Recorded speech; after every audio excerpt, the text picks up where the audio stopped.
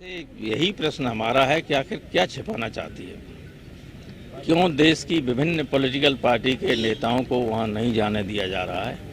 वे जाना चाहते हैं, जो किसान मरे हैं उनके परिवारों से मिलने के लिए, उनको सांत्वना देने के लिए और यथा स्थिति को जो है वास्तविक स्थिति उसको जनता को बताने के लिए। गवर्नमेंट की मंशा है कि जो वहाँ घटा, जिस तरह से पुलिस के हाथों की गोलियों से लोग मारे गए वो जनता तक न पहुँचे, किसान मारे गए। आप जानते हो बरसों से किसान आंदोलन कर रहा है। एक तो ये गवर्नमेंट गलत कानून लाई जिसको किसान पसंद नहीं कर रहे थे। उनकी लाख कोशिश के बाद 1 साल के बाद भी एक बार लोग कहते हैं कि मान नहीं रहे किसान। ये गवर्नमेंट बताए कि किसानों से वार्ता में अगर मान लो किसान कह रहे हैं कि हम कानून को वापस करना चाहते हैं, सब वापस लो, चलिए आप उनकी बात नहीं मानते, लेकिन आपने क्या कहा कि हम ये करना चाहते हैं। एक भी सुझाव दिया, एक भी किसानों से कहा कि हम उस कानून में ये संशोधन करना चाहते हैं, हमारी बात मान, एक बार भी नहीं, एक बार भी नहीं। इतनी जालिम तो सरकार है, मनमाने तरीके से काम कर रही, लोगों को मार रही। और लोकतंत्र में ये हमारा सबका अधिकार है कि हम अगर कहीं गलत हो रहा है तो उसका विरोध करें शांतिमय तरीके से। क्या अखिलेश कोई असलाधारी लोगों को ले जा रहे थे? हमारी ये फौज जो है वो क्या असला लेके जा रही थी? शांतिमय तरीके से।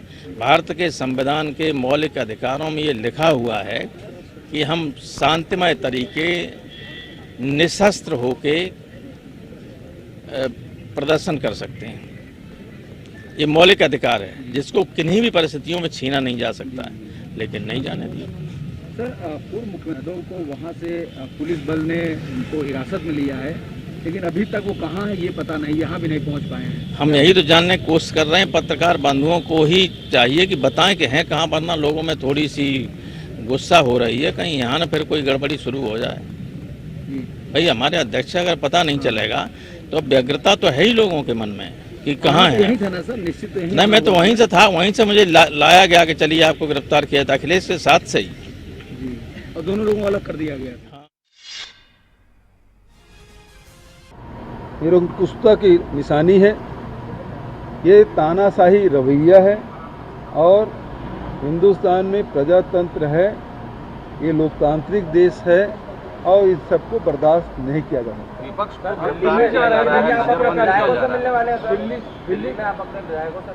मेरे विधायक हमेशा आते रहते हैं, मिलते रहते हैं, उसमें क्या है? दिल्ली के बाद उत्तर प्रदेश से जाने की कोशिश करेंगे।